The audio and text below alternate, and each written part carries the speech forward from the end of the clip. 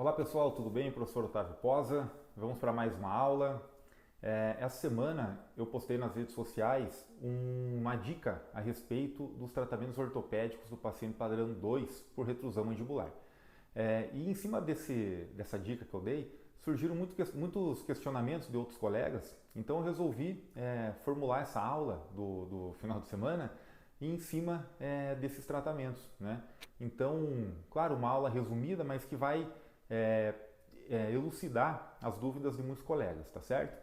Então, vejam, depois de você ter corrigido essa dimensão transversal, se ela for necessária, né, do paciente que você vai fazer o avanço, é, como que a gente procede? Então, que tipos de cuidado que você tem que ter na hora de realizar a mordida construtiva? Pois vejam, o modo de ação dos aparelhos ortopédicos funcionais de avanço mandibular, ele é através dessa mordida construtiva que a gente monta, tá certo? Então, essa mordida construtiva ela é super importante para esse aparelho conseguir funcionar, tá? Então, o que você tem que avaliar primeiramente?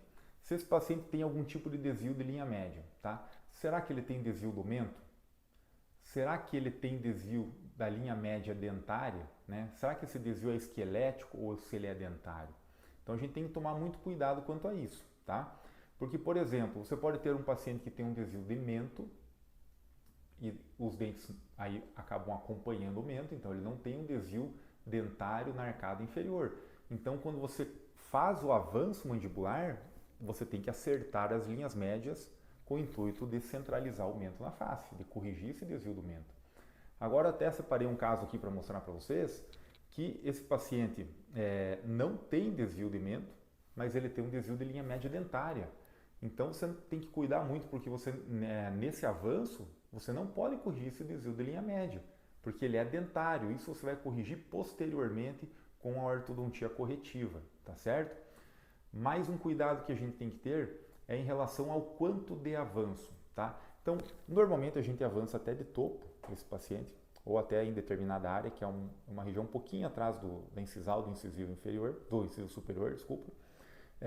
Então você tem que cuidar até 7 milímetros, 8 milímetros no máximo, tá? Mais do que isso, o aparelho acaba ficando muito desconfortável para o paciente, tá? Pode causar um pouco de dor e muito desconforto. Então o ideal é que até 7 milímetros, 8 no máximo, você possa fazer. Se precisar um avanço maior do que isso, você faça numa segunda etapa, tá certo?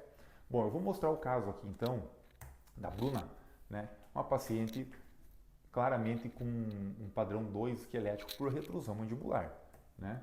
Paciente que não apresentava desvio de linha média, não apresentava desvio de mento, tá? Não apresenta desvio de mento, como vocês veem aqui na imagem.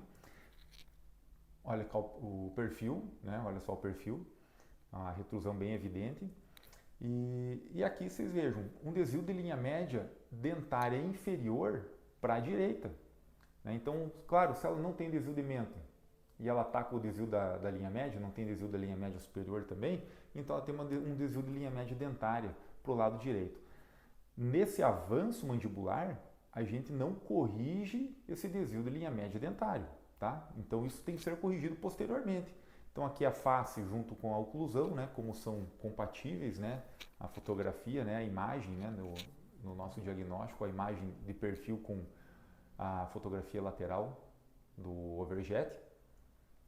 E aqui o caso após o tratamento ortopédico. No caso dela eu usei um Bionator, né, então vejam a correção sagital, né, um período de 13 meses de tratamento e vejam, sem a correção da linha média dentária, porque senão você acaba desviando o mento nesse caso, né? Então isso tem que ter cuidado.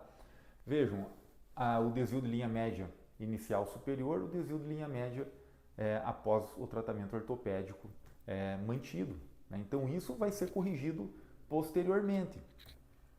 Aqui um comparativo inicial e pós-tratamento ortopédico com 3 meses. Aqui o final, o perfil, vejam só a melhora desse perfil, a melhora da relação interlabial dessa paciente, melhora de função, obviamente. E aqui um comparativo, então, o inicial, pós-ortopedia e aqui pós-ortodontia, pós o tratamento corretivo, desvio de linha média corrigido, aí sim. Então vejam, é um caso interessante, porque vocês têm que sempre ter esse cuidado, então, de avaliar muito bem Se tem desvio de mento, né? Se tem desvio de mento, você corrige no avanço. Se tem desvio dentário, de linha média dentária, você não corrige no avanço, você corrige só depois com a ortodontia fixa. E para finalizar então a aula de hoje, qual o melhor período, né? Qual a melhor época para a gente realizar esse tratamento? A melhor época é o período de surto de crescimento puberal, tá certo? E quando a gente coloca, vamos pensar em idade dentária, claro que idade dentária, idade cronológica, nem sempre ela combina com a idade biológica, né? Então tem casos que a gente tem que estar lançando mão de imagens de mão em punho ou até das vértebras aqui para a gente estar estimando essa maturidade esquelética do paciente, mas se a gente for colocar em idade cronológica, em idade dentária, seria mais ou menos no final do segundo período transitório, né? Mais ou menos aí em torno dos 9 anos e meio de idade na idade cronológica, tá certo, pessoal? Espero que tenham gostado da aula, se inscrevam no nosso canal e até a próxima.